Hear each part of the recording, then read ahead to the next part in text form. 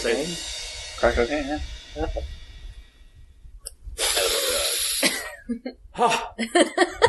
It's weird, the straw's in your mouth.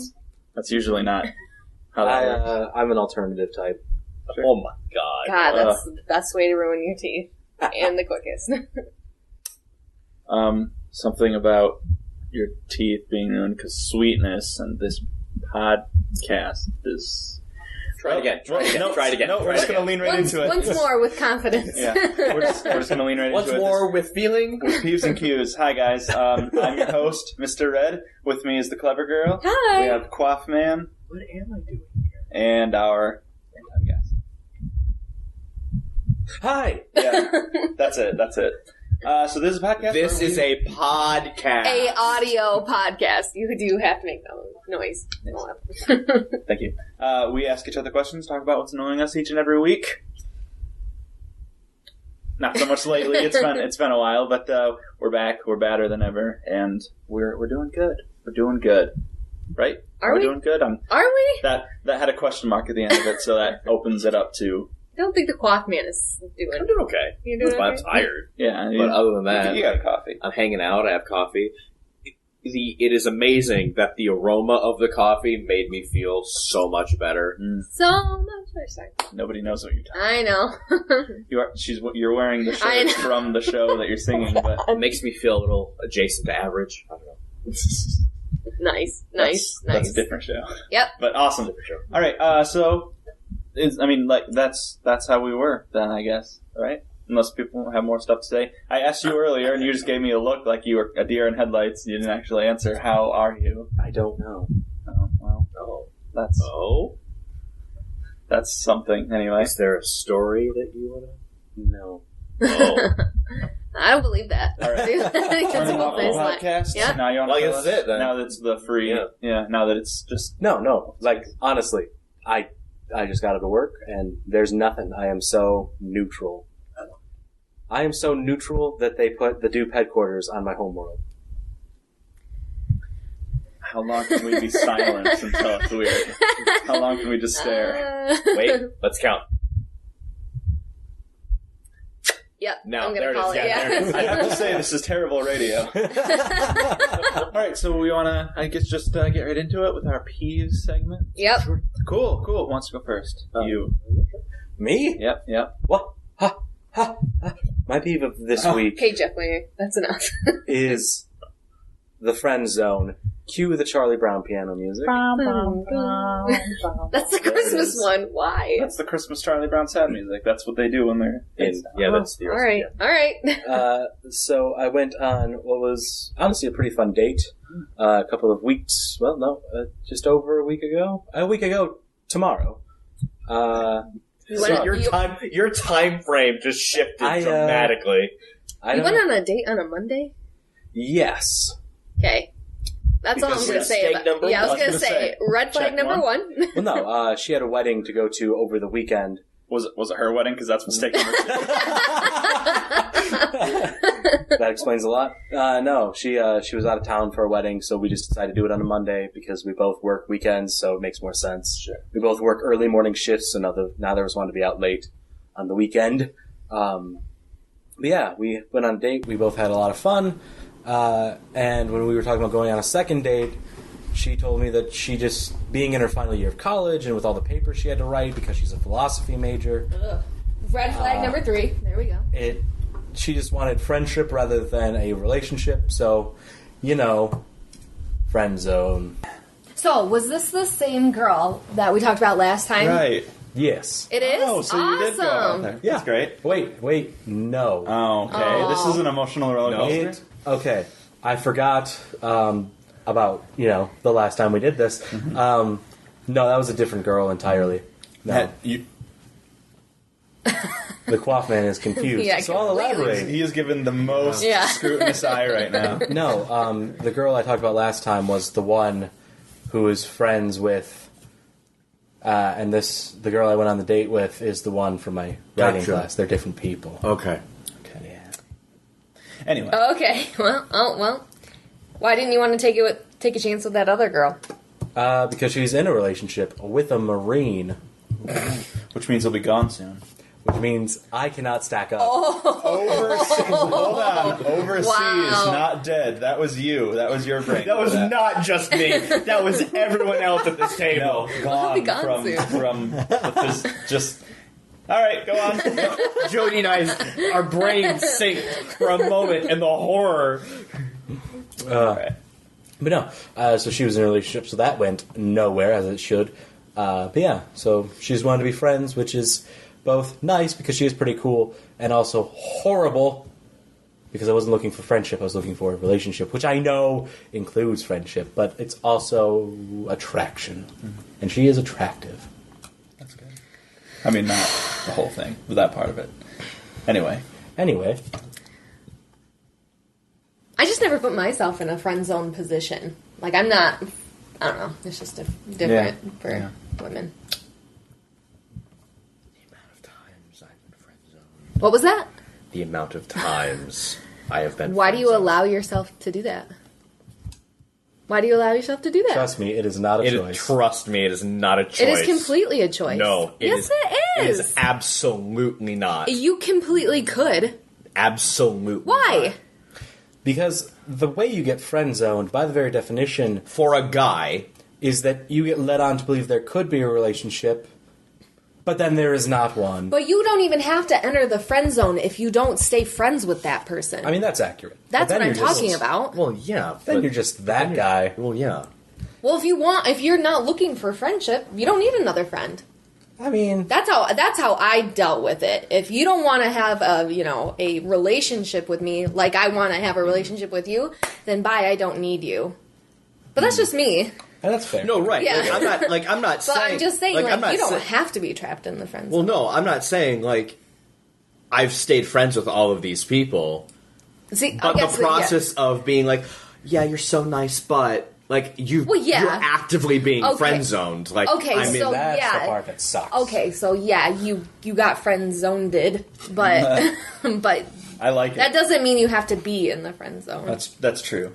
The event happens, but then the aftermath, that's up to you. You can choose what to do with that. Exactly. And I think a lot of people stay in that friend zone, hoping to get out of it, and what's the percent of them actually getting out of it? And I think for that, it's usually a proximity Anyone who's still there by 30.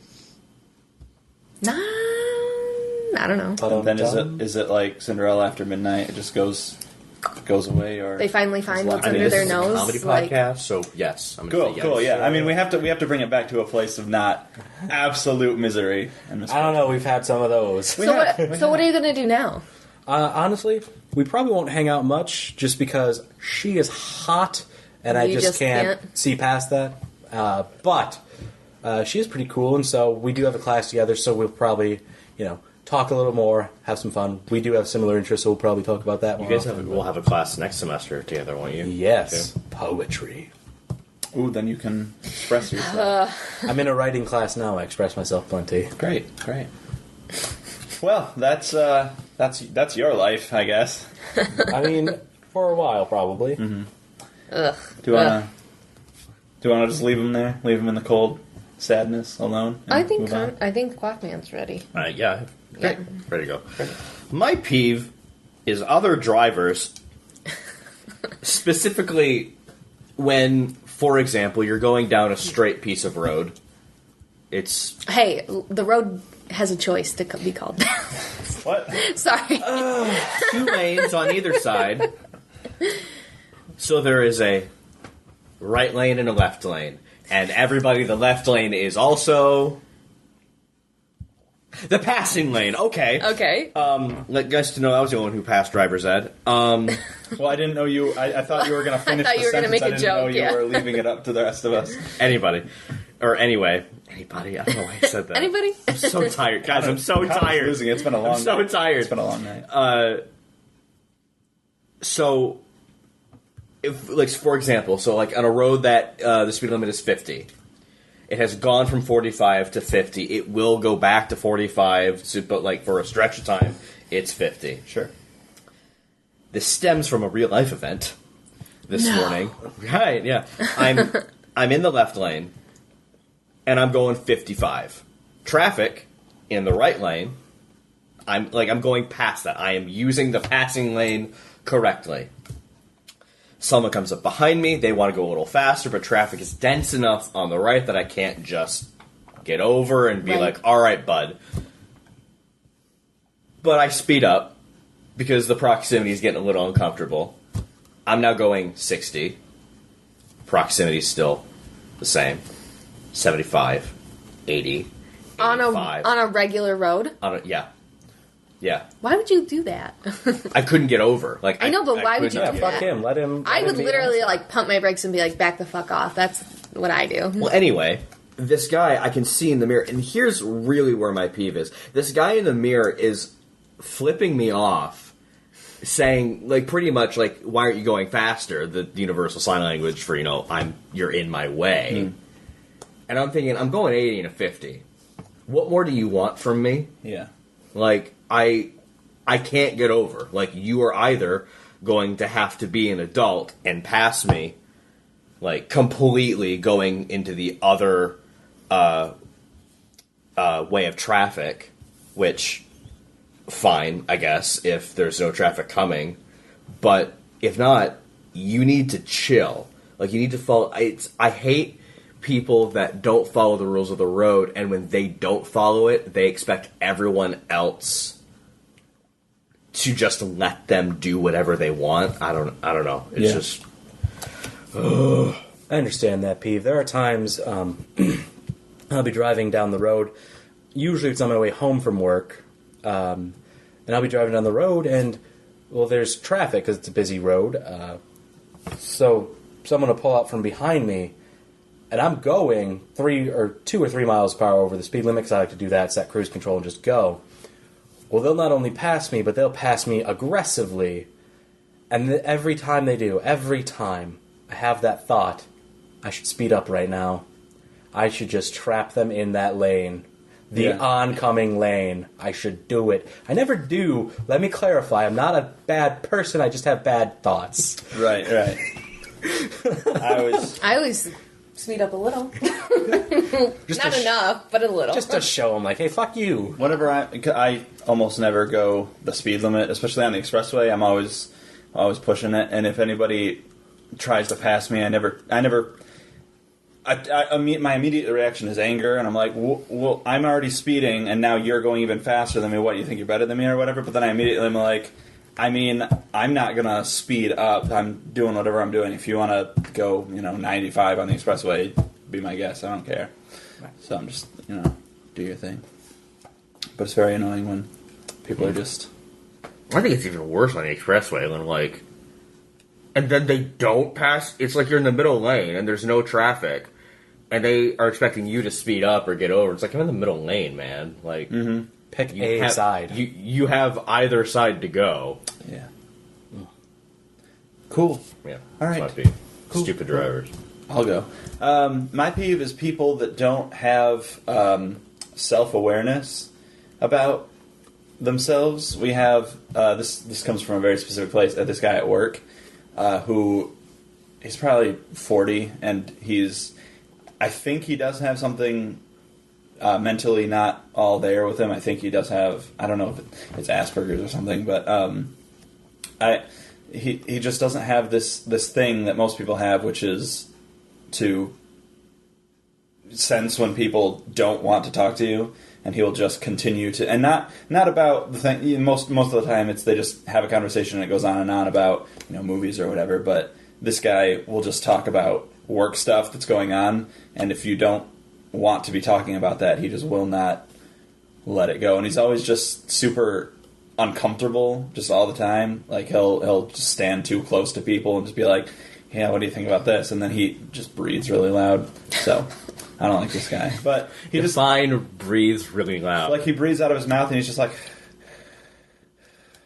like where you can smell what he had for lunch. no. I mean, I've never smelled his breath. Usually, I'm just trying to get away from him. But just this guy does not have a sense of how he's presenting himself to the people around him, and the people just don't want. Okay. So that's my peeve. Okay, so what if he has something mentally debilitating? I feel bad, but I'm still allowed to be annoyed by that. Maybe that's looked down upon. I support your opinion. Thank you. Not that it, because that's the thing. It is morally gray. Like, of Yeah. course, they can't help it, but it's still you, and you feel uncomfortable, and that's totally valid. Our feelings are valid, even Right. if they're not the nicest. Because, I mean, let's face it, It's we're why- not inherently nice. Right. It's why I haven't, said anything to him like, "Hey, I want you to back off," because if he does have something wrong with him, then I don't want to get in his face about it. I'm just going to Right. be quietly annoyed and then talk about it on this podcast. Well, maybe you should. Maybe I should. I've been considering it. Even if he has something mentally debilitating, I mean, you should. Still, if you're going to put it that way, you can still say it nicely and say, back off. Yeah, like and that's weird. Like my knee jerk reaction to you being like, even if he does, like I'm still in my knee jerk. Yeah, like the initial reaction, like because 2016 white Right. male Right, reaction right. was. I know. Because I get it too. Because even myself saying it, I feel like just such a jerk. But the thing is, No, right. I think I'm allowed to be annoyed by annoying things, even if Sure. that comes from a place of, And whatever. I think the difference between that being, I don't know, bad or not is Politically do you incorrect. fault the person still for I think that might be that And- like and I that guess that depends. ethic moral line. I guess I don't know. And that's a really interesting point, because even people who don't have any disorders or anything, if But- they just don't have a sense of self-awareness, and nobody's ever told them. right, is that Sure. person's fault? Like, Yeah. if somebody That's has... that's what's like, hasn't, because like, we've had this conversation. We wouldn't, you wouldn't say anything. Right. But if no one says anything, that person has no idea. Right. Like, I'm super self-conscious about my breath. Like, if I ever have bad breath when other people are around, I'm constantly thinking about that. But, nobody says to anybody else, "Hey, you have really bad breath right now." So how would I know? And so that's what because you can't smell your own breath. So that's just what I think about a lot. So it might be a similar thing. Just nobody's ever told them, "Hey, I don't like when you stand so close to me. Can you please take a step back?" Yeah. So. And you haven't talked about this with any of your other coworkers? No, because I feel like there's just this general sense from everybody else. Whenever anybody talks about this guy, is always like, "Yeah, so-and-so over there," and they always have like this edge to their voice where they're not hostile towards him or anything, but you can tell they just don't like this guy. So There's group agitation. yeah. And whenever, because my dad and I will like glance at each other whenever it's like, "Oh, so-and-so had a problem with this." Of course he did, because he's just the one he's always like, why do we do it this way? We should do it this way instead. All right, we'll work on that, and then maybe we do, maybe we don't. So that's my peeve. Sure.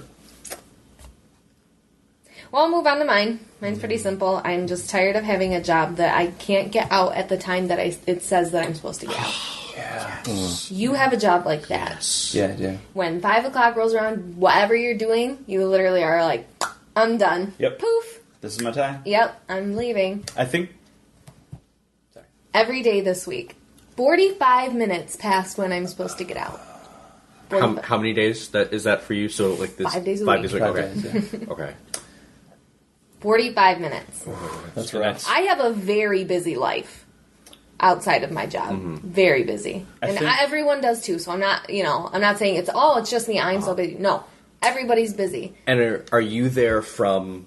I don't know how shifts work, or like They're how all so like day. you were there like everyone is there is from 8 open o'clock, I till think. So close. till close. Okay. Yeah. Yeah. So then are you salary? Are you hourly? I Hourly. mean, if you're comfortable answering that, I Hourly. don't. Yeah. So, I mean, I guess like it's Yeah. like you're. Yeah. You're.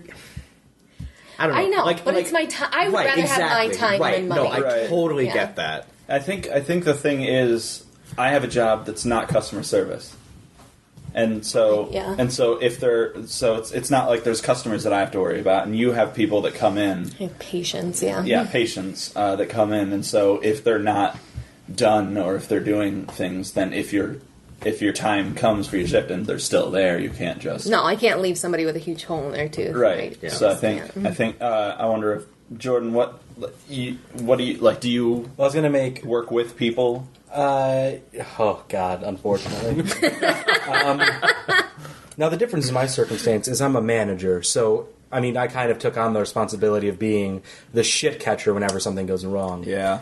Usually, unless I get sent home early because we're slow, because I am the opener, so usually like the openers are the first ones you send home when things are too slow, just so that because they were there first, so that they can have more hours. It's a whole thing. Yeah. But yeah, like yesterday, I ended up staying over an extra 20 minutes because we were busy, and then my general manager, who was going to be the one that replaced me, was like, "Hey, it's okay if you say no, but would you be cool staying a little bit just so I can eat some food real quick?" And could you ever say no to that? I mean, would you ever say no to that? I have before, but no, I generally don't. I never yeah. say no to anything that they say because you just. Right. It does make an impact on how they. Exactly. Yeah. How everything works. Like, you can't. Because who knows when you might need that? Right. Too, like. Yeah. Though, I've never asked anybody to do anything. Right, exactly. Yeah, that's the thing. Yeah. That's And the thing. that's the thing that sucks, too. You always put in all these, you'll owe me a favor or whatever. But I you never never cash in. Cash in, yeah. A point of support for Jody, and then a point of fun fact. I think it's ridiculous and unprofessional for any business to not let people out at the time that they're supposed to be out, Yeah. and hold it against them if they have to leave. Right. Because, I mean, it's one thing to Yeah. say, hey, do you mind staying to help out? It's a whole other thing if they don't stay and then you punish them for it, because they weren't scheduled for that time. That's you fucking up the schedule, not them not being a good employee. Right. And then a fun fact, you asked hourly or salary. I know that at least in the state of Michigan, there's no longer such a thing as salary. What? Sorry? Yeah, salary employees are no longer a thing. What? Now everyone's hourly. What? I'm sorry. What? Yeah. What? Michigan's making conversion. Every employee is supposed to be hourly now. Pause for reaction. Oh my god. I'm just like, so my family background is education. So I'm thinking about teachers right now. Yep. Are you kidding me? Well, and I'm not sure the specific minute details as far as people with unions and whatnot, but I know that it's a thing because it happened in my workplace. Our general manager, and most general managers of restaurants are generally salary because they work all these extra hours. Well, because of that, people thought that people who were salary being taken advantage of and taking advantage of their employers for being paid for certain amounts of time, but being there either more or less, so they just got rid of the idea. So how much do you think that will really change everything? Well, I think it's very dependent. I know in my store... I just have no idea. Like, I don't Yeah. I know my store in particular, our GM is a 40-hour-a-week guy. He makes sure that he always gets his work done on time. He's never really there extra unless something goes wrong. So I know that in my store's circumstance, it's not really that big a change. But overall, I think it's going to have some pretty serious changes. Just because, I mean, there are a lot of people who are salary employees that work 60-hour work weeks. And some of them without overtime because there is no way to track it. Yeah. So, like I'm thinking about education because that's the filter that I sort of default to, and I'm just thinking about these poor teachers who make either starting out or mid average pay salary. I mean, no more than like 40,000, 35,000, maybe 30, and they put in all these hours because they want to be there, because they're there for the students. And I'm not going to say every teacher is like that, but I will say most.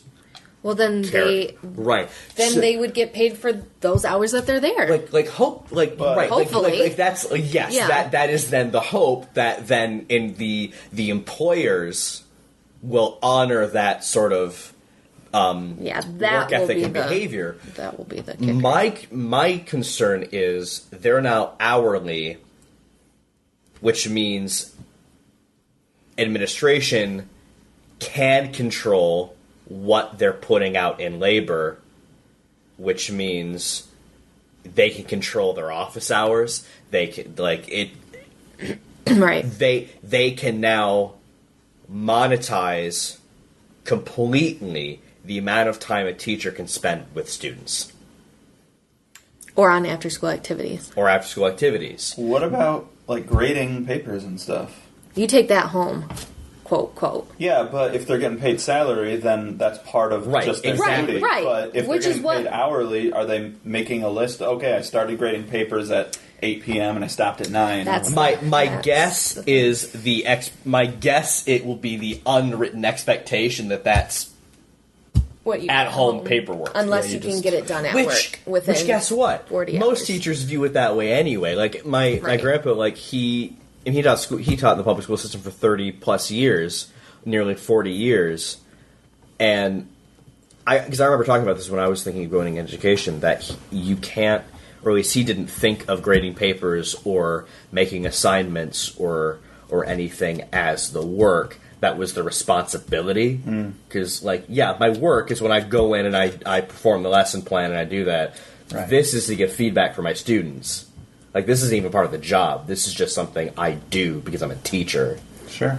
That makes sense. I don't know. And again, I don't know the minute details, and technically teachers are government employees, which there is a precedent that government employees have special labor rules and whatnot anyways. Public school teachers are not government employees. Interesting. They're not government employees. Interesting. They're employed by the school district.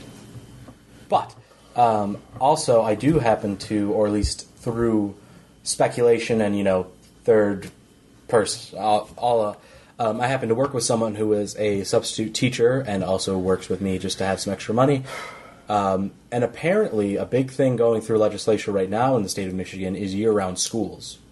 Yeah, that's becoming more. Yeah, it's looking like that's going to happen within the next few years. Yeah. Which, if that's the case, then that settles a lot of that, as far as the hourly versus salary stuff. How so? Well, you also have, because if you have year-round schools, then that Then you're gives getting you a little paid more... year round. Well, that. And it gives you a little more flexibility as far as your day structure. So it could be fairly reasonable and probable for teachers to say, this is the time we teach, and then there's an hour or 2 hours at the end that's just time to work with students or do grade homework or make it more of a standardized office setting than, now take all that homework home and do that on your own time. Right. Another dimension of why this is such a big problem for me personally is, so we have 5 assistants. I'm the youngest. Right. I'm one of 2 that don't have children. I'm also the only one that's not married. So it seems like I have nothing to do, so I have to stay there. Yeah. Right. And I'm not saying that they but if I have if it's just 2 assistants really left, the other one has children. Yeah. Why is her time to spend with her, to go home with her children more important than my time that I do a million other things? And what I've always, on a similar point, had a huge problem with is, works that allow people to take smoke breaks, but they don't let other employees just take regular breaks. Because They somebody... don't really do that anymore. Do they? Yeah. I've just never been around At- a workplace where people smoke. Applebee's, I might beep that out if I need to, but... You don't work there anymore. Right. Well, I used to work for Applebee's, and they would just let waiters and busboys and everybody go out to the back and take smoke breaks. I think 15 minutes every hour or something, which Shit. is crazy. And I was like, "Hey, can I? Yeah. Hey, can I take a break? I would like to take a 15-minute break because why should they? Because they have this 15 addiction." minutes. That's crazy. I mean, I didn't smoke, so I don't know. I can't even get 5 minutes an hour. I but can't even even. that's I can't even get 5 minutes an hour to take a piss sometimes. Yeah. So it's like somebody has an addiction. You're still going to employ them, but you're going to enable that addiction. And take away company That's time. that's- they're That's the because they're on the food clock. Plus, industry. a smoke break an hour? Jesus Christ. I don't know if that's it. I'm just saying whatever it is, it's still more Fuck. I know. 'Cause Makes I- you want to pick up smoking. than. Yeah, I was like, No. Well, no, but No. I'll just smoke. I don't care. no. I'll do it to get the break. Yeah. I'm gonna go out and vape. Yeah. Yeah, there you go. Well, we had. Speaking of which, my manager would have a vape machine, and he would in the office just be. Yeah. He'd have it in his pocket like it's a pen It's and just put it in. disgusting. Yeah. It looked like a sonic screwdriver. It was crazy. So yeah. So yeah, fuck that. Those are peeves this week. That's nice, yeah. All right, cool. Let's move on to our next segment, cues, questions. Who wants to go first? Well, since everyone's looking at me, Okay. actually, I thought of this one after. So, I go to college for theater, as we said before. Blah blah blah blah blah. Yeah. Our school is going into doing a production of a show called Big Love, which is an abstract, postmodern, batshit like people throw saw blades at one point. Ha! Yeah, that's a real thing. In wanna- the stage directions, an optional action at the end is to have someone have a board of nails on their chest and someone else place an anvil on that and then hit it with a sledgehammer. It says that's not something that you have to do, but something to that level. And it's like, this is ridiculous. Now, Big Love is written by Charles L. Mee, who is a member of the Second City theater company, which is known to be postmodern and very abstract and very movement-based. So it's in the style, and he is admittedly a great writer. I loved reading that play. Mm-hmm. But it made me think, I as an artist, well, I'll get into that. My question is, do you prefer abstract art or realism? Ooh. Now, I'll say for me, I personally am a realist, at least in my artistic expression. I write realism. I prefer to act in realism.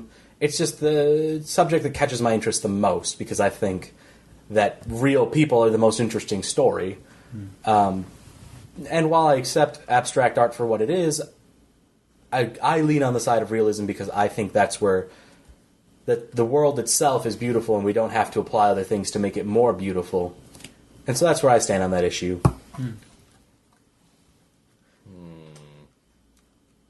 That's really tough. Abstract meaning. Like, for example, abstract being the Picasso style. Things are That's fine. like the intentionally being different from reality, but as a point of emphasis. Yeah. It's like... But could still be considered real. I mean, everything should have a foundation in reality, or else it's just utter nonsense. Okay, but are you saying that this type of abstract is not based in reality? I have not studied enough abstract art to know if that's even a thing. But I would, for example, Picasso, even when he paints people with faces that are sideways, It's still. they're still people with faces. Okay, got your question. I'll go and I'll say abstract.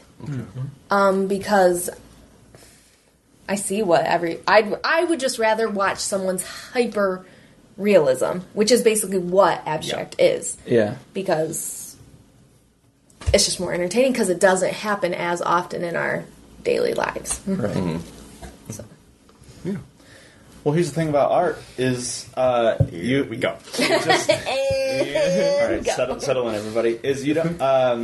It really depends on your mood because there are some times when I've actually been going through, like when I was younger, when I was growing up, I really liked gritty, realistic things because it's angsty and it's edgy and you want things to be real and you want to see what the world is, but you want to see that expressed on TV or whatever. And now as I'm not getting older, but as I'm getting older, then Your brain is almost at its full potential. that's true. Yeah, I've just been more interested in abstract things because what abstract, I guess that's my answer. What it can do is show you what the real world is, but without showing you the real world. It's saying, here's this really weird. When we talked about. Oh, I don't know if we should say the college name because you didn't on the thing, but we did the pageant that you did, and Right. this guy who I think he won, he did this really abstract short play there was no dialogue, but there was this music that was playing, and it was just these weird dancing movements, and I didn't even know that there was a story to it. I just thought it was a dance thing until the end where there was this girl and the guy who ended up winning, and they were trying to get to each other, but there were all these things, all these forces keeping them apart. And at one point, she was pretending to have a gun to her own head, and she was, struggling. And then she threw it down and immediately started running towards the guy. And everyone in the audience was like, "Oh yeah, we want her to get to him. We want these two to be together." And there were all these people that were just physically keeping them apart. And then they spoilers. They broke through and embraced, and I didn't know that there was a story to the whole thing until that point, and then I was like, I have so many emotions all of a sudden that I didn't even know I was feeling. I love what Alex loved to keep out of that story is that the guy was dressed up as Jesus. Was he? Yes. See? Yes. Oh my god. I didn't know that. So I just thought it was really cool, and I just like the idea that you can strip away all of the rules and all of the things that we recognize, but then still tell what the story of the human condition is like in this outside environment. I think it's cool. It's why I like sci-fi so much. I think it does a really good job of that. Here's not our world, but here's what our world means. That's why I like horror so much, because it's like, okay, not everybody does this, but we do have people that do this. Yeah. So that's mine. Yeah. Abstract. But I also really like realistic stuff. Yeah. I mean, that's the thing. You can like both. It's just a question of... Through the lens of like a theater artist, right? My leaning is realism. However, when thinking of, in this particular instance, theater, and being abstract or not, like there's so many levels to that too. So like we've talked about this before on the podcast, the show Next to Normal. Is that realism or is that abstract? Depending on who's seeing it. Right. Exactly. Yeah. So, but I would place that right. as surrealism simply because... Yeah, so... Like... But at the same time, I don't like super realism. I'm not a huge fan of... I'm trying to think of a play. I'm not a huge fan of, like, Eugene O'Neill. Where at the time, like, that was super realism. You're not even supposed to be acting, really. You're just supposed to be sitting there in chairs, essentially, talking, essentially. So, I don't know. Yeah, realism. Yeah.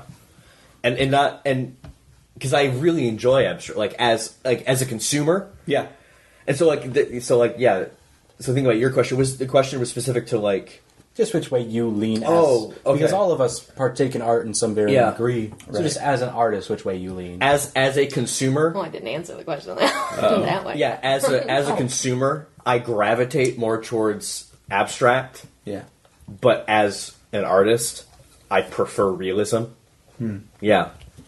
That's interesting. I recently discovered the musical Legally Blonde, which we referenced before. Yeah, go ahead.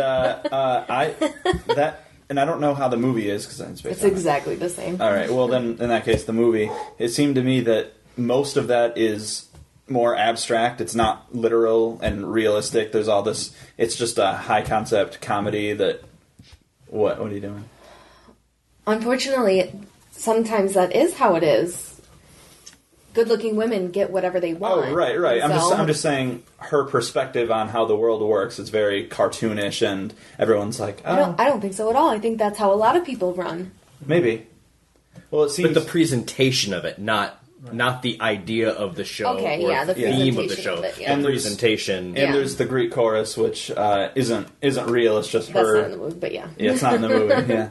So the musical, anyway, is very... And because it's a musical, it's, they're singing, and that doesn't really happen. And that's just this larger-than-life thing. But then, I guess this is a spoiler, but towards the end, she's, hit on and kissed by her professor, who's super old, and it really brings it into reality. And so it makes it even more shocking. Because I remember I didn't... Yeah, you had no idea. I didn't know that was coming, and that was so shocking to me, because if you were telling a story that was... this girl trying to make it in college, and then the professor hits on her, but the whole thing was done realistically, I would have been like, oh, that sucked that happened. But because the whole thing was larger than life and cartoony up until that point, and then that happened, yeah, it was just, and then it was shocking that happened. So that was kind of it switched from being abstract. Well, the movie is the same way as that too. You Yeah. have no idea it's coming until it happens. Or until we spoil it on this podcast. Well, if you haven't seen it, it's been out quite a while. Yeah, That's an older film. Almost 17 years. So. And if you've been listening this long, you know we ruin musicals. Yeah. Oh man, I hope We we didn't ruin a lot ruin. of things. I hope we didn't ruin the ending to Citizen Kane. We could do that right now. Good. I Could have thought never I seen thought you were going to say Unusual Suspects. I'm like, Jody hasn't seen it. Jody, oh yeah, Jody hasn't seen Onion. I haven't seen it either. Never mind. Then don't Okay, really then you don't spoil then it. you don't spoil it either. I bet it was the one guy, Wow. but not we the did- usual guy. Something was a guy. Alrighty. Yes. So yeah, good question. I like it. I like art questions. Okay. I think it's your turn. Yeah. All right. Mine's super like that was awesome. I love that. That was- Mine is super. So, a downer. No. Super superficial. No, like, what's your favorite Halloween Oh, activity? oh, cool. I love this question. That honestly was going to be one of my questions. Okay. Okay, cool. What is yours? Yeah, what's yours? Um, One sec. You're trying to mouth something at me, and I have no idea what it is. I said we should do a Halloween podcast. We were what we're talking. gonna We were do. talking about that. Is we're gonna have like horror themed questions. Yeah. Okay. Yes. And back to this question. right. Okay. But as it's October, we can. Mine is to watch A Nightmare Before Christmas. Really? Yeah. I love that So you movie. consider that a Halloween movie? I consider that a movie I traditionally watch at Halloween. Okay, Is cool. it a Halloween movie? I don't know. Yeah, who cares? But Like, it's- I always love Yeah. asking people that. Yeah. Do you consider that a Like, Christmas I movie don't- or a Halloween movie? right. I definitely don't consider it a Christmas movie. I think it's a November. And that's movie. more of I a- think it's a November movie. That's exactly what a I was nice in going to say. betweener. Yeah. Yeah, it's a good in between. It's a nice Thanksgiving film. And I if you don't think will. it's a Christmas movie just because of tone. Yeah. That's literally it. Not the art style. Not like it's just the tone. I mean, if you associate Tim Burton with Christmas, your Christmas is weird. That's all right. What if I do? I want Tim Burton to make a Christmas movie so bad right now. I'm sure. Like a that Christmas he Carol? has- all his movies feel Halloween and Christmassy, I kind of. agree. Just it's Like just very Victorian. That's why, and we think of Yeah. Victorian as Christmas. Okay. yeah. I don't know. I always felt just like all his movies fit So do well. you watch? I'm sorry. I'm done. Do you watch this movie on like Halloween? Do you have to watch it before Halloween? No, this is like, hey, like I've gone out with friends. I've like gone to a Halloween party on Halloween. I'm home now. Guess what I get to do? Yeah. Okay. Well, Go ahead. do you want to talk No, go about ahead. Yumika? No, go ahead. No. No, Okay. Go ahead. All right. I just want to check. So for the past several Halloweens, three Halloweens, Clever Girl and I have not been in town because we've been gone to this convention called Yumicon or Yaomicon or Yomicon. It's an anime convention. And Jody and I are not into anime. However, we are very into conventions, and this is a huge one. It's pretty much the biggest one that is at least in this area. And so we go. And it really hits all of the same notes as Halloween because we get to hang out with friends and dress up and go out and see other costumes and then see all the fun things that there are. So, yeah, it's a lot of fun. And this year we won't be at Yumicon for Halloween, so it's exciting because we'll actually be able to do Halloween-related things. Who knows what that'll be yet, but it's cool. That's usually how we spend our Halloween, though, and it's a lot of fun. I just love... Even like I'm not into anime at all. I don't think there's a single anime not called Pokemon that I've ever. Hey, that bathtub one was pretty good. Yeah, my roommate is a mermaid or something. Yeah. It was just ridiculous and funny, but seeing seeing a huge group of people celebrating something that they all love, it really. I mean, it's my gooey center. I just love seeing. I just love seeing the costumes because and the everyone works costumes are their great ass too. off. Yeah, there are Does some a great amazing. job. The xenomorph costume that we saw that one time. Damn. It was an actual. It looked like it was from the movie. And it was this guy just moving around and getting. It was a woman. It was a woman going around and getting in people's faces and just being all. And it's like, I'm afraid of this thing. I'm afraid. We didn't see that at Yumicon. We saw well- that at Great Lakes. conventions in Yeah, general is, I yeah. guess, yeah. And You don't like Dragon Ball Z? I haven't watched Dragon Ball Z in a long time. More I didn't. importantly, you don't like Dragon Ball, the better part of Dragon Ball Z? Ooh, are you thinking of fight about this? Showdown. Everyone's entitled to their opinion. Even if it's wrong. But not you, Joe. No, that's the thing though. Like, I totally get. Right, I just Totally happen off to topic from this question. I have been- my own question. I have been meaning to somehow find, I don't know where it'd be, but just go back, start with Dragon Ball, and then watch the whole thing through. I'm going to do that. I'm not going to start with Dragon Ball Z. That's how you should spend your retirement. Well, no, that's fine. But like, are you gonna watch Dragon Ball Z or are you gonna watch? Oh no, Dragon I'm going to Ball watch Dragon Ball Z. I'm just saying I'm going to watch all the Dragon Balls. Yeah, that's The fine. Ballses? Yeah, that's I'm gonna watch all fine. the Dragon That's totally Ballses. fine. It's gonna take you years. Sure. That's like what... Never mind. I'm not even going to say it. Go ahead. I'm doing that with Doctor Who. Currently on second Doctor. It's a slog. That's rough. Once you get to the second Doctor, it's a lot less rough, but the first Doctor is hard to watch. If I remember right, the original concept was to be like an educational children's show. That was the original concept, but you wouldn't really know it. I don't think I've learned a single thing from watching it. Yeah.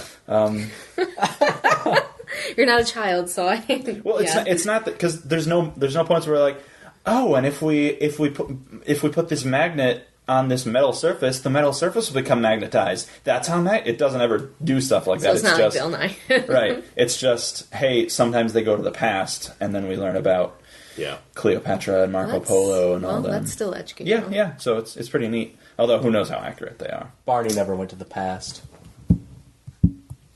That's Hence, Doctor Who well, is better than Barney. he is a dinosaur. He is of the past. So. Oh, nice. Holy shit. That was blown. great. Right, so Yomacan. Omacan. Yo. Yakumalaka. No, That's it. we say You nailed it. Umacan. Let's not be insensitive. Yomacan? Kawaii. I wasn't doing an accent. I was just rambling on. I was doing an accent. I was being insensitive. Okay, good. Go on. Good. That's acceptable. Halloween's my favorite holiday It of the is. entire year. That's a good question. Yeah, well, Spoilers. no, I answered it for you. What I like doing the most is decorating the house for Halloween. Because, in my house, we've had the same decorations since I was little, so it's like every year you're like, oh, your brain will retreat back to those, easier days that you had. But we also get new decorations, and so we're constantly changing and adding and subtracting and all these new stuff. So I really enjoy decorating the house. Which as you can see, we're in the apartment. Well, I took over here no, you too. I can't. wanted to decorate this house. So This is my house. I know. What we're talking about. Yeah. yeah. This is my home. House, home, what's the difference? Yep. Anyway, that's cool. So decorating is something And you- I always, and if we don't do it, depression would happen. And you just like decorating in general. Yep, Yeah. I do. Sweet. Yep. Awesome. I used to be, so before I could, you can't go trick-or-treating anymore. I could go trick-or-treating, but that'd be weird. But I used to spend all year thinking of my costume. Like, January would hit and I'd be like, okay, I think I'm going to be this for Halloween next year. Yeah. So, just really obsessed with Halloween. Right. I always wanted to spend all year working on my costume and just keep adding pieces to it. And, I found this for my costume, but I never cared enough to actually do that. That seems like you. Yeah. So I would just... We are the same. Yeah. I could put a cape on and I would be a always pick vampire or something so difficult, and my mom would be like, ugh. I have to go out of my house. And she's like, well, how on earth are we going to do Yeah. that? I want to be a cloud. That doesn't make No, sense. I never wanted to be a cloud. But that, yeah. Sweet. Yep. And now we have that with the conventions. Yeah. We just get to... Yeah. I work on those costumes all year long, and Yeah. you just go, okay, and put it on. And then he gets the most compliments right. out of the two of us. That's right, yeah. That pisses me off. Except that one... here's a story before we get on to you. You want to tell the Five Guys story? No. Okay. You can. Well, we went as Spider-Man and Gwen Stacy 1 year to... This was Youmacon, yeah. Yeah. And there was this Five Guys that we went to stop Restaurant that we went to stop and eat at, and we sat down at a table, and then I went to the bathroom, I think I went to the bathroom before we sat down, or even, and this guy came up to Jody, who was working there, and said, "Are you Gwen Stacy?" Because I just had street clothes on, but I had like a blonde wig and like a blue. I had a lab coat on. Yeah, a lab coat. And somebody, "Are you Gwen Stacy?" And she's like, "Yeah, I am." And he's like, "I'm a huge Spider-Man fan. I love Gwen Stacy. It's really cool to meet someone like in a Gwen Stacy costume." And then he's, "Well, I got to go back to work." And then I came back out, or maybe he was still talking. I can't remember. Maybe. But it was just really cool that she was recognized without Spider-Man standing next to me, next to her, which because that nobody else did. Never happens. Frickin' convention. Every other time, it's always, "Who are you?" And then I show up, it's like, "Oh, you're blah blah." "Oh, so then you must be." Yeah, blah, blah. always, Yeah. always. So that was cool. Yep. All right, do you want to? My favorite thing to do on Halloween is to put razor blades in apples and then hand them out to young children. Nice. You know, they make Facebook memes about people like you. People pass pictures around on Facebook. They should. We're worth talking about. It's weird because I never really did anything on Halloween. Like, of course, I trick-or-treated as a kid, and now, I've been to a few parties, but I've never really done much. However, I can say one of my first memories as a child, and I don't even have context to this memory, is how young and vague the memory is, but my mom had this glass lamp, but it was like shaped like a ghost, and there was a little bowl for candy, and she would keep the mini Reese's peanut butter cups in there. And so I just remember as a kid, like every time I'd go out the door, I'd just take a Reese's peanut butter cup and be like, "Yeah, it's Halloween." That's nice. Now, does Reese's candy make you think Halloween time? Reese's candy makes you think delicious. Okay. But at Halloween, if you don't get at least 3 or 4 of them, you're wasting your time. Yeah. Yep. That's a good one. Nice. I've always wanted to, speaking of doing things to candy, I've always wanted to take onions and dip them in caramel. Oh my god, yes. And then just I told somebody that at work, and they were like, "Oh, he's evil." watch the chaos happen. You and me, we're doing this. Yeah, that'd be so much fun. But I keep telling people about it, unfortunately, which means everyone's probably expecting it at this point. I live in a house in the suburbs. We can do this. I'd just be like, "Do you want some caramel apples?" Well, you can't take unwrapped candy anymore. You can, you just shouldn't. Yeah. Especially if it's onions. Especially if it's onions. You probably smell like onions. Take it to a Halloween party. Yeah, that's when you do it. Yeah. Or take it to And you the pass them office. out immediately, like, apple, apple, apple, apple, apple, apple. Connor, And just like whoever are wins. you ready for the theater party to get a lot more I interesting? don't want to be banned from Then, parties. Hey, plausible deniability. You don't have to be associated at all. Jordan, Got you. I don't go to those parties anyways because, well, I'm boring. Oh, you will now. All right, awesome. Halloween. Love Halloween. I had a question for you guys. Yeah. Really? Really? I did, yeah. Yeah. Do you want to hear it? Yeah. Yep. maybe. Well, You're I'll- stalling because No, you don't I'm know not. it. Oh, Why would you think that I'm stalling? because you Because Wow. because you you're always Mr. Red. you always talk No. about nothing that No. you're trying to stall. That's absolutely not true. I have a question. He's still stalling. No. Go ahead then. If I were stalling, Can you you would ask know the about question, please? it. Oh, yeah. It's, now that I have still remember it, because I never forgot. We all watch Doctor Who, right? Watch is a relative term. Oh, we're all familiar with Doctor Who, right? Yeah. All right, so Yes. so this is a question that I think we should have asked a lot sooner, just so that we can get a baseline for the room. Who's your favorite Doctor? Oh, God. Oh, God. Or if you like, who is your Doctor? You can choose either question. Oh, God. It's often different. So mine is the obvious one. It's 10. I love the There it 10th is. Doctor, Yeah. because it's the first Doctor that I saw, and he's just the classic one, and he's so From the revival. right. Yeah. Right.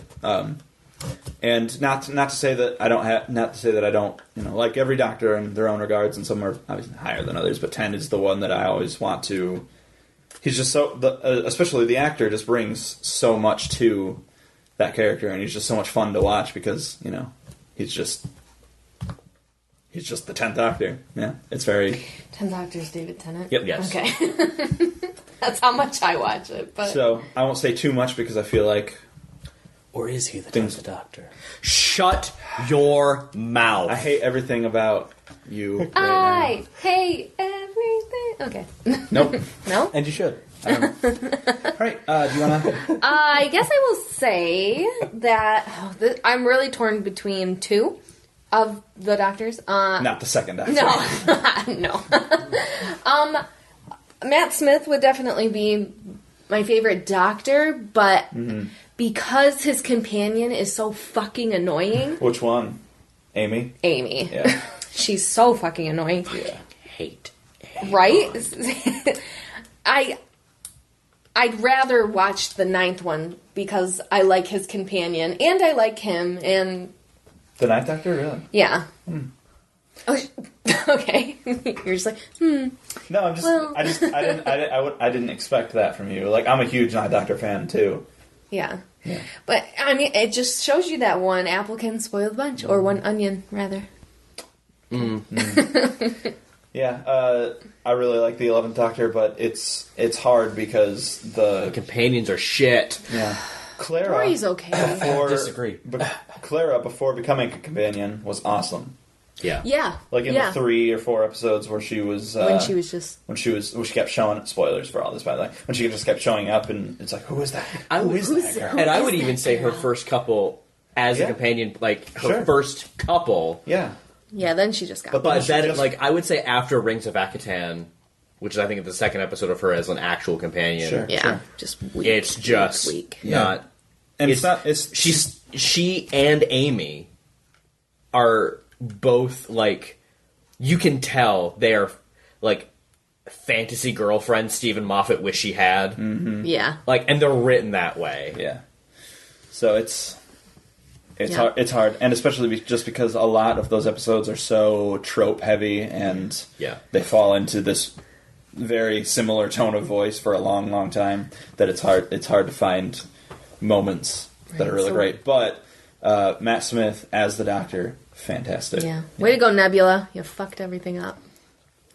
My when I was watching Guardians, and I was like, oh yeah, she's Nebula. I still I'm didn't like, say, fuck you, Amy. Yeah, no, I'm just like, no, that is Amy. Yeah. That is actually Amy. Yeah. She done fucked up. Yeah. She got turned into a robot somehow. That happens all the time on that show, so it makes sense. She went to space. It's fine. But it's amazing. Rory can do better. Yeah. Seriously, Rory, pull your head out of your ass. What are you even doing with your life? Go. Answer the question. So first, I have to say, when talking about Doctor Who, Oh god. I don't know. Every time I talk about Doctor Who and favoritism and whatnot, Yeah. I have to mention that Rory is the most fucking fantastic thing ever done. Oh, yeah. People can say whatever they want about Stephen Moffat and where he took the show. Yeah. Rory is one of the best written characters. I love him. He's the last Centurion for a reason. I like him in Once. Do you think the reason why the writing of his character works is because the actor Arthur Darvill or Darvill? Darvill I don't remember. kind of elevates it off the page? Yes, he is a fantastic actor. Because I've always liked Rory, and there was a while ago that I was talking about Amy and Rory with somebody, and I kind of realized that, Rory's on the page, nothing. He has zero likability. He does basically nothing, and when he does do something, it's for the sake of Amy. Right. Mm-hmm. Or he's written to bolster Amy and have her mean something as opposed to him. And I don't know, I think, again, Arthur Darvill, whatever. Do you guys think you're so drawn to him because he is a Broadway actor? I did not know he was a Broadway actor, so I'd say no. No, Subconsciously? I don't think so. Yeah, you can sense it. Yeah. Yeah, well, that's the thing. I think you can. I don't hold true to the theory that stage actors have this innate natural draw to them that makes them better even in film. I will say there's a clear and apparent difference between someone with training and someone without training. But I don't know, just something about the way he made that character so real. Like, you said that he wrote Amy Pond to be the girlfriend that Stephen Moffat wishes he had. Rory is the guy that everyone wishes they were. Like, this is the guy that's like, not only is he kind and loving and supportive, he's a fucking Roman soldier somehow. Like, that's amazing. I think Rory is what everyone wants to be. Right. He started a war to save his baby. I mean, yeah. Yeah, that's amazing. Yeah. But to answer the question of my favorite Doctor, I would have to go with Peter Capaldi. Yeah, I had a feeling you were going to go. Yeah, I had a feeling. I love existentialism. So which number? 12. Yes. 12. Kind of. Don't say kind of. Stop it. Fuck. You're not allowed back on this podcast. Well, we guess we can't do a Doctor Who episode. Nope. But no, so I'm a fan of existentialism and an existential crisis, and that's how I think this Doctor's being written, is he's gone through this full, quote-unquote, life cycle of Time Lords, and he was given a new life as a Time Lord. And so this is a Doctor who is literally just being reborn, trying You to... just said Doctor Who. Thank you. Nailed it. Nailed This is it. a Doctor whom Yep, okay. is trying to rediscover who he is and what his new life is going to be, because, in my opinion, Doctors 9 through 11 were all about what he had done. I think this is meant to be a new chapter of where is he going to go now, which I am personally drawn to. Plus, I mean, the axe battle. That's all that you need to say, and Doctor Who fans understand. That's an amazing thing. I mean, it is, but I hate how it was born. Like, that's, like, to me, is one of the height of Stephen Moffat's, like, shit shenanigans. Shit shenanigans. No, I smell a t-shirt. Yeah. shit shenanigans. P's and Q's. Shit shenanigans. shenanigans. Is it my turn now? I think. Yes. Yeah. One more thing. Also, Oh. one of my top 3 Doctor Who moments is in, spoilers, the diner, after he separates from Clara. Nope, we're not going to spoil that. What are you talking about? I don't know what you're talking about. Oh, you're not that far yet? No, I'm all caught up. The guitar? Oh, yeah. Okay. That's a beautiful moment. Yeah, I really like Peter Capaldi. I just don't think he's had enough yet to work with. That's the thing.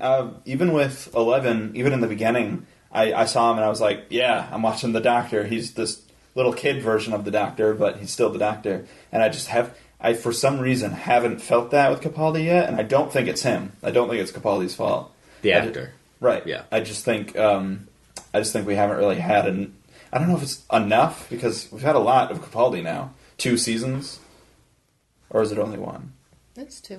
8, 9, yeah. Okay, 2 seasons, and we just had a Christmas special. Well, I just saw the Christmas special. So, I don't know. I just haven't felt, the Doctor, but this version of the Doctor. I just felt this character. Yeah. So, I don't know what that's about, but... So my favorite Doctor... You had all this time. This answer is brought to you in 2 parts. First part of the answer is the 12th Doctor, Peter Capaldi. He's my favorite. Or rather, he could be. Yeah. The direction, and that's the thing, I have to credit Stephen Moffat for trying the direction that they're going with. Yeah. With the way they're writing the character. And that's how I've those always... shit shenanigans. Yeah, shit shenanigans. Doo-doo. TM. That's kind of how I've always seen the Doctor. Mm-hmm. Like, internally. Maybe not externally, but, like, that's how I've always kind of wanted the Doctor to behave. Sure. And that's kind of how I've... Like, I don't know, I there's just something about the stories that they're trying to tell with the 12th Doctor and the way Peter Capaldi activates the character in his performance, that to me is the most satisfying. However, I don't think there's been consistency in the writing of the character and therefore the acting of the character, because season 8 was its own thing. Tonally was abysmal. And not for lack of him, like Peter Capaldi, the act, trying. So they lightened it a little bit for the 9th season. But, like, even within that, there's no consistency, episode to episode, what the character of the Doctor is or wants, ultimately. And when you don't have clear motivations, it just, I don't know, it's like your character is bleeding opportunity. Yeah. You're just sort of like, well, I see potential happening, but nothing really more than that. You said there was 2 parts. Right. So with that in mind, like, and we don't know what more was going to come of him. That's too very true. So if I had to pick like a complete Doctor, I would say my favorite is 10. For a lot of the same reasons. Yeah. You said he was the first Doctor that I was introduced to, all of that stuff. But also the stories. Again, like I'm so drawn to the writing of the show when it's good, because the stories they are able to tell with this kind of character are so epic and yet grounded in this most personal story. Yeah. At least in the revival. And I thought, overall, that era was done the most successfully. Yeah. And so, yeah, it's my favorite. I want to, since we didn't say anything about any of the classic Doctors, I want to say that I've seen every Doctor in a full, complete story. And my favorite one of the classic series, so far anyway, because I haven't seen a lot of some of them, is... Go ahead. Not the 6th. Okay. The 2nd. We're okay. Because and I wonder if a lot of this is just a breath of fresh air from the 1st, because the 1st is very hard to watch. Not that he's bad, he's just very different from the Doctor.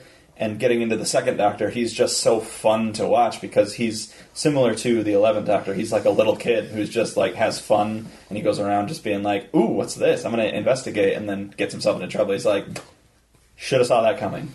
And then it's just a lot of fun. So my favorite of the classic is the 5th, I think. Oh yeah, the 5th is really good. I'm excited to get to him because I've seen him. Yeah. And Is that Celery Doctor? Yes. Love it. I love that. Yeah. Just at some point, someone made the choice. Let's put celery on his jacket. Let's have him wear a vegetable. But why? Well, it turns purple when he's poisoned, and then he has to eat it. Duh. Yeah. What? It's like, you don't get it? Whatever. Now that's abstract. So that's cool. Yeah. Awesome. Thank you all for Bonus playing. question, if I may. How about... Go ahead. Does that have to pertain with Doctor Who? Is it Go like ahead. like Alex's question B? Right. Go ahead. And it's only because it does pertain to Doctor Who. What do you think the actual story of Doctor Who is? Oh, I don't know if we can. I don't think you can do this in the time allotted. Yeah, I don't think we can. I don't know. Save it. That's a good one, though. I don't know. I think you go season by season in that case, or series by series, because I don't... Or showrunner to showrunner. Well, I think. I meant like the simple break it down into the idea that there's only like 12 stories to tell. Oh, The story of Doctor Who. I don't know the stories. I don't think we can. So I don't know. I think it's like a man trying to make the universe a better place while trying not to change things too much. And I don't even think you can have it be that simple, because the revival is so different. Right. It's so different. And not just like, oh, it's newer, it's edgier, or it's darker. It's the way the Doctor is written and his purpose in the narrative is different. Mm-hmm. But I would go off, I think, in the simplest way. I think it's just this guy trying to make the universe better, and... Or person. You don't know what the future holds. Oh, yeah. Did I say man? Accurate. I meant this person. Woman's lip. No, I'm just kidding. The Doctor will never be a woman. Unfortunately. If that does happen, it'll probably be for the wrong reasons. Yeah, it'll be because we wanted to Because- cast a female, not because this person, Right. who happens to be female, Yep. did the best job. Yep. Unfortunately. Yep. I wouldn't say it could never happen. Emma Watson, 14th Doctor. Emma Watson, really? No. Okay. I was gonna say, based on current trajectory. Well, I'm just saying, like, 20th Doctor could be female. Well, no, I said based on current Right. trajectory in the time that we're living with the showrunners we have now, with the direction, the foreseeable direction. Sure. Well, that could change. I hope it does. So, cool. Give us time to gel on that. Yeah, we'll Come back we'll to get it. back That's with a you. good We'll bring it up question. later. Don't let us forget, audience. Don't let us forget. Your turn. All right. My question is, let me see how I want to word this. What was the last physical illness, or what you thought was an illness that you thought was just going to completely frickin' change your life? Mine, I completely believe that my hair is thinning and I'm like, oh, I think I'm just like dying over it. Oh. And so I'm just like, well, because my hair's been graying over the last year, like, a lot. Mm-hmm. So now I'm like, oh, and now it's falling out. So I literally, like, I'm completely scared. Stop looking at it. Oh, is it like single strands, just like here and there? I just, when I put my hair in a ponytail, I just see a lot more of my skull right here than I ever used to. And I just am like, I don't even know. Ever since August. Stress. Yeah, but I've been stressed my entire life. Why is my hair now falling out? Well, it could also be that now that you're getting out of adolescence, your hair and body in general is just less oily. That's true. And so it could be just showing a bit more because it's not all matted together. That's true. See? I didn't even think about that. Yeah. I'm a biology major, but it's just like, I don't know. I just am completely worried about it. I've never been worried about anything about my health, even going through thyroid, hypothyroidism and all that crap. But so that's mine. Sweet. Anybody got one? Anybody? When I was in high school, I thought I was going to have a kid, and that's about the closest it gets. Yeah. Whoa. Yeah. Is this a story, or is that... I mean, I had a girlfriend in high school, and we were together for a little while, and the first time we had sex, well, that time of the month didn't happen to come at the right time, which apparently is actually relatively normal. Yeah. But I didn't know that at the time, so, like, for that entire week, I was like, Yeah. Right. Every female is different. I'm usually like clockwork, unless you do something. Like, I was sick last week, like really sick, and so I did a detox to my body and like started like 2 days early, which never happens, never. So like, women can do things to either delay or start early. So you gotta be careful, everyone. Jeez. Yeah. but yeah, that was horrifying. Right. I'd have to imagine that it was also horrifying for her, too. Yeah. I mean, I could only imagine. Yeah, because... Yeah, I mean, would children think about it all the time. By definition, children are an STD, so... I suppose you're not wrong. I mean, it's a parasite that exists because of intercourse. Parasite. You're This not is a wrong. comedy You're show, not, guys. You're Come not on. wrong. Hold on, it's not a parasite because you get something out of that relationship as well, in most cases. I mean, do you? I guess not Again, everyone. you're right. You're right. You are definitely not wrong. All right. Well, thank you for those words. We'll move on. So the question is physical ailment, like sickness Or specifically? just what you think, like something that's changing as we're now reaching our first milestone of... Yeah. So I was in a car accident When? in 2011. There you go. Start of 2011. I broke my back. I am still dealing with nerve damage in my back. I see a neurologist, and the neurologist keeps saying, we can treat this. Like, there is a surgical option. To which I always ask, okay, how is that going to... So the nerve cluster that was affected controls a lot of the mobility of my left leg. And they can take it out with basically no effect on the rest of my body, but I would lose about 80% of mobility and function of my left leg. But I wouldn't be in pain anymore. I wouldn't need to be on prescribed narcotics, which I don't take anyway, because you just can't as an actor. Like, you just can't.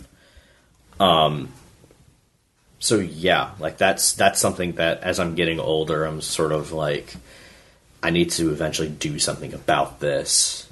But Because it's getting worse. you will lose 80% mobility of your leg. So you won't be...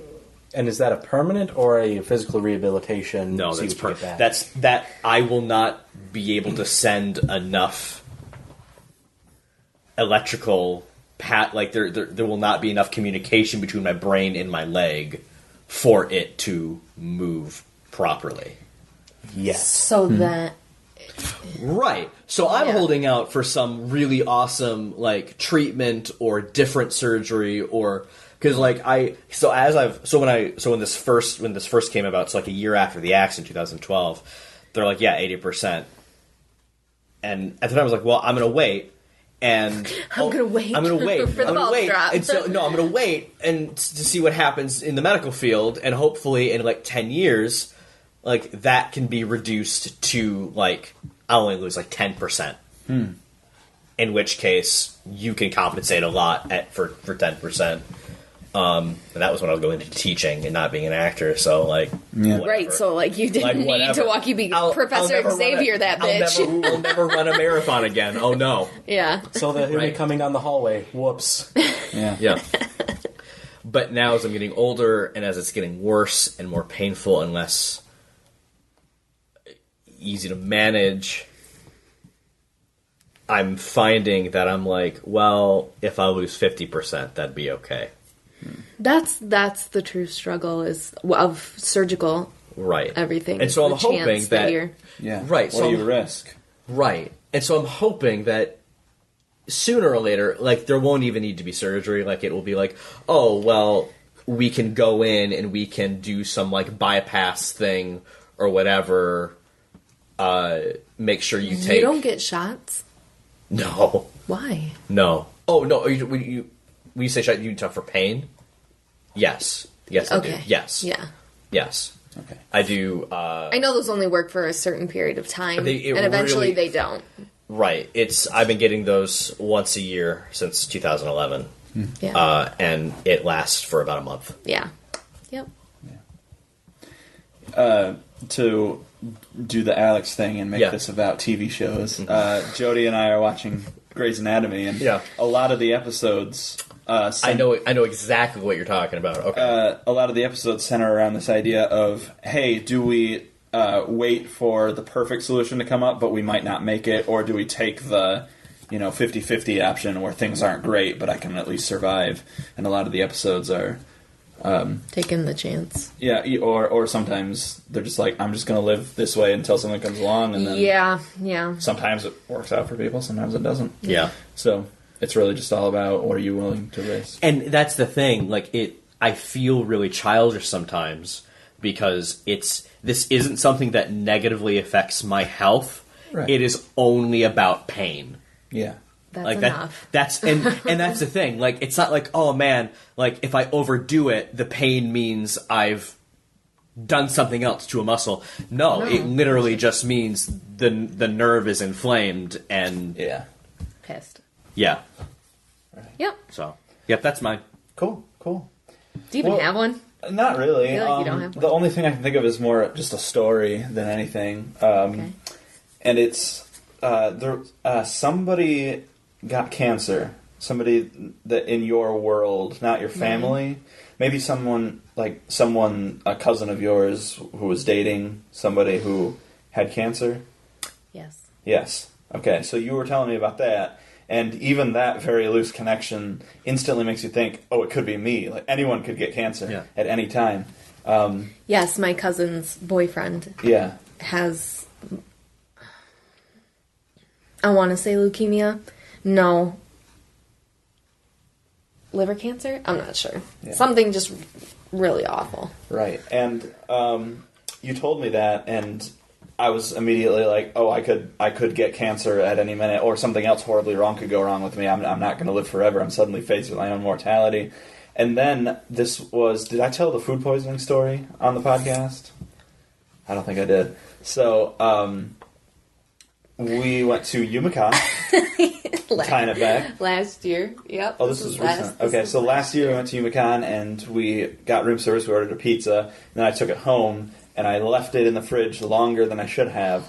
And I didn't know how long it was going to be good for, so I just ate it. He ate it 2 weeks It was not after. 2 Yes, it weeks. was 2 weeks after we got home. Okay, it was 2 weeks later. I didn't think it would go bad because it's in the fridge. I just figured you refrigerate things, and that keeps them safe. And so I ate it, and I didn't know that there was a problem. And we went out that day. He's like, hey, finish that pizza. I was like, the what? I was like... We need to go to the hospital. Get your stomach pumped. And he's like, no, I'm fine. I'm fine. And then that night I woke up at about 3 in the morning or something, and nobody was home. I was home alone. Yeah. And I went to the bathroom, and And he went. Yeah, and I was in, and this sounds funny. Like, this sounds like a funny story. It's but funny because you could have prevented it. I didn't know that. So I was in more pain than I've ever been in my entire life. My entire body was covered in sweat, and there was one point where I actually got on the floor, and I was like, because the floor was cold, and I was like, I just need cold in my life. And then when I got up, there was an Alex-shaped puddle of sweat on the floor. That's not a joke. There was a puddle of sweat on the floor, and I was just like, He was literally like, "Take me now." yeah, I was literally thinking, if something went wrong with me, if I got sick or something, and I had to go through this either constantly or even every night. And this is real dark, like, I was like, I would consider suicide. I've never considered suicide because I've always had this hopeful attitude. Maybe it's just movies conditioning me that something will pop into the last minute and save me. But if I had to go through this every single night, I would look at alternative options because there's no way I'd be able to live like this. Ask him what he did this week. Bonus question: did you go to the hospital this week, Alex? I didn't go to the hospital. Didn't go to the hospital. I mean, the doctor. Did you go to the doctor? Oh, this week, Alex? oh, no, I did. no, but that's before funny. that, Yeah, we were guess gonna what tell that Alex story. ate for lunch on Friday? Pizza. Pizza. From? Old pizza. It was from Tuesday, which still isn't too 2 long. weeks. That's not 2 weeks. It was on Friday. Yeah, Tuesday to Friday. Oh, that's not bad. That's not bad. No. That's not bad. Refrigerated? Yeah, In the box or in a bag? in a box. See? No, you're still fine. It'll be dry, but you'll be fine. Yeah. Ask your ass that. Whatever. Okay. I did. Incidentally, story time. I hate. I'm sorry. 1 second. Jordan, I loved living with you, but every time I saw a fucking pizza box in the goddamn fridge, swear to God, I'm like, put it in a Ziploc fucking bag. Oh well, whatever. Why? So you can keep it fresh and you can eat it and not. The gases that come off the pizza because it's decaying, like, get trapped in the box. Because there's more air in the box. It's If you have it just in a bag, exposed. there's less air, which means Yeah. less decay. Science. Science with Jody. Science with the clever girl. So I went to the doctor this week. This Yeah. is a funny story. Yeah. Just to check up. Yeah, how'd it go? That was fine. Went well? Yeah. What are you doing? Why are you acting like this? I don't know. Because- Something really weird. And I walk in, and you know how you have to sit in the room and just wait for hours for On the the- doctor to get on the paper. In the room where you wait? Not the waiting room. This Oh. was the actual checkup room. Oh, okay. Well, gotcha. yeah, there's the waiting area, the waiting lobby. room, And the then you lobby. Yeah, go and right, you wait sure. in the You're room. waiting Yeah. there forever, and I had to fill out a You're bunch in of the paperwork. exam room, and then I'm in the exam room, and she's like, "Oh, the doctor will be in a minute," and then she leaves, and I'm sitting there waiting, and then eventually, the door is kicked open, and my doctor strides in, and he has an arm in a cast, in a sling, and he has this whole setup on his entire body, and the doctor's always like this, but because his arm was in a sling, it just was really accentuated that he just moves very robotically and very forcefully. He'll just like storm over to the other side and grab something and then walk over. And he had this arm, so he was like just turning all weird because he couldn't like just turn because his entire thing. And I was like, he could see that I was like looking at it, and I wasn't trying to stare or anything, but it's kind of obvious. And so he was like, so yeah, my arm's in the sling. It's been like this for a week. I had surgery recently on it. It's an ongoing thing. And I was like, oh, is that like you should never trust a skinny chef? And he laughed. He laughed really hard. But it was just the weirdest thing because he could only use one hand, and one hand was like full of charts or whatever. So he had to kick the door open and just storm in with his arm in the sling. Jamie fucking Lannister. Yeah, Like that. Is your doctor a Cyberman? probably. Just like I should ask him about that. robotic motion, just Right. broken arm, like needs to be repaired. So Alex made this appointment, and he's like, "Oh, I'm going to go to the doctor this week." And I'm like, "Why? Is something wrong?" And he's just like, "No, I just want to get a checkup." Yeah, because And I've never gone for just a wellness exam besides lady business. oh, you but wanted to talk about. Yeah, I wanted Okay. to talk about this because So- it's just so funny So to this me. is, you guys know how checkups go. At least for men, there are certain examinations that take place. Just to So make you sure. got a physical. yeah, He got a physical. And for some reason, A voluntary physical. Yeah. Just wait 20 years, Alex. There's a whole other thing. That's what Jody was I was saying. asking. Did you get your prostate examined? And I'm like, I'm 22. No, I didn't. And, Well, I didn't know. right. Because at 22, women are getting pap smears. So. Yeah. It's a little different for men. So you guys know what happens. You have to drop your drawers, and then he has to Turn a cough. Yeah, Right, turn a cough. Right, just examine. And Jody was going crazy over this. She's like, "So you just had to take your pants off?" Well, because the way he described it to me is that his doctor was like, "Hey, take out your balls." No, I didn't. Didn't say, "Hey, change into this gown." Right. That's. Just like here. There is no gown to change into. You just whip it out. Take out and your then... balls. I didn't describe it like that. I said I got examined, and you were like, "Did he check your balls?" And I was like, "He examined my testicles." Yes. It's just like I can just imagine like Alex sitting on the table, and then the doctor's like, "Give me your balls," and he's just like, "Ah." So yeah. And you were just... It just baffles me because, I don't know, for a regular physical, women don't have to go through that. Right, yeah. It's weird, but better to be awkward and uncomfortable than... To have a hernia. Yeah, to have a hernia. How easily do they get hernias? Not very, in my experience. I've only known one person to have a hernia, and I played sports for a while. Yeah. It's pretty rare. Although it was a great story when he walked in, because we would play our game. Because he kicked the door open, yeah. And then the next day we would watch the film of the game, and the coach would be like, "You fucked that up, you fucked that." I mean, he didn't say fuck because he was an educator. Well, You screwed that pooch, you screwed that pooch. yeah. And he just walks into practice, and it's this really eccentric guy. He's always one of those people that's just loud and lives life big. He walks in, he's like, "Coach, I have 3 testicles." And so we're like, whatever, like, this is just how this guy is, whatever, he's being funny. He's like, "No, really, I'm kind of worried. Like, I was checking out my stuff, and there's a 3rd one, and it's not usually there." And he's like, "You need to go to the doctor." Yeah, you got a hernia. Don't tell me about this. This is not a... Yeah. That's awesome. I just think it's hilarious. Yeah, Hilarious. yeah. I just loved how much fun you were having with it, because you were like, "That's crazy," and I'm like, "It's not crazy. It's how it works." So, that was I just fun. thought it was really funny. How did we get here? I I don't asked know. your question, We're done. and then everyone answered. Oh, is that it? We're fucking done. Whoa. Yeah. So we introduced a segment on one of our many missing lost episodes called "One Cool Thing," where we talk about something that we discovered. And I've been sitting on this for a while, and I've been wanting to talk to you guys about it. Okay. So I love podcasts. I listen to a great many of them, and recently I discovered a new one. I don't know if you guys have heard about this, called "My Dad Wrote a Porno." What? No. Steve. No. What the heck? Go ahead. So it's a British podcast, which is really funny because I get it. Yeah. Wow.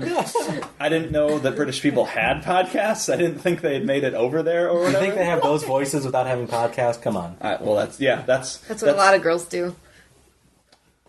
I'm sorry. Go ahead. You keep throwing me off. What? So there's these 3 people, 2 guys and 1 girl, and one of the guys, his father wrote a book in the style of 50 Shades of Grey that is erotic, or allegedly erotic. Part of the joke, part of the whole bit, and it's not fake, but part of the whole thing is it's not sexy at all, and it's just so... The guy absolutely has no...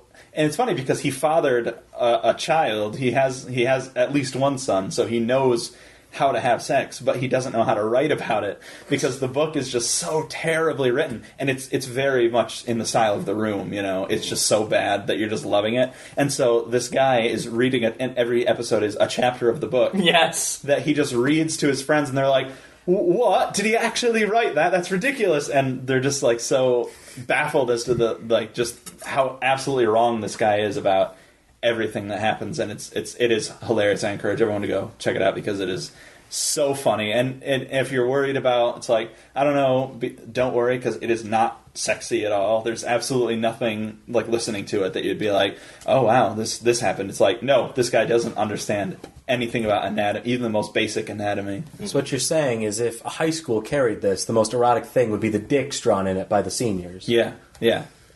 And even those would be, you know, Incorrect. All British and weird. All British and weird, yeah. A little dick with a monocle on it. So, my dad wrote a porno. It's hilarious. Everyone go check it out. Does anybody else have, like, a one cool thing? You don't have to. No? Nope. You didn't preface us, so I don't have I have anything. one. Oh, cool. YouTube channel that I know at least Connor also loves is Crash Course, which is basically people who have a particular interest or specialty in a certain field of academics makes like a 38 to 40 video YouTube playlist of these different events, and one of my favorites is John Green on history, particularly in this case it's world history. Yeah. I learned that the Mongols are apparently a force of nature because they're the exception to every rule. Like if you think Historical, like, civilization rule. Oh, yeah. right, you would think in order to be a great empire you need to have like agriculture and an actual like home city. Not the Mongols. Nope. You think you can't invade Russia because it's just so big? Well, the Mongols did it. Oh, you can't invade China because they have such an advanced culture? Well, the Mongols did. Mm-hmm. Everything you'd think, oh, they just can't, you can't do. The Mongols fucking did it. They're the exception to everything. I love the Mongols. I love it so much. I'm writing a short story for my writing class, and it's meant to be like about inappropriate relationship. It's a female teacher and a male student. The male, and she teaches history only because I want the male student's big argument to be, let's be like the Mongols. We're the exception to the rule. It's like, the Mongols aren't amazing. Except, wait for it, the Mongols. Yeah. It's A, Crash Course is a fantastic YouTube series. Watch it. B, Different subject, yeah. the Mongols. Amazing. Cool. The Mongols. All right. Well, this has been another exciting episode of Peeves and Q's. You can find us on Twitter at Peeves and Q's. Peeves and Q's. I'll write this down so that next time I know. No, what you I'm talking won't. about. No, I won't. You'll never will. I will. Email us your questions. Email us at Peeves and Q's podcast at gmail.com, I think. Yep. That's probably right. Links in the description. Links, yeah. Yeah, that's true. There are Is the question mark in the email name? If you put it, I don't know if it will break or if they just won't even register question mark. So try both ways. We'll see what happens. I'm on Twitter at Mr. Spell it the long way, Red22342. That's Mr. Red2342. Anyone else have anything they want to plug? No. Yeah, good. Thank you.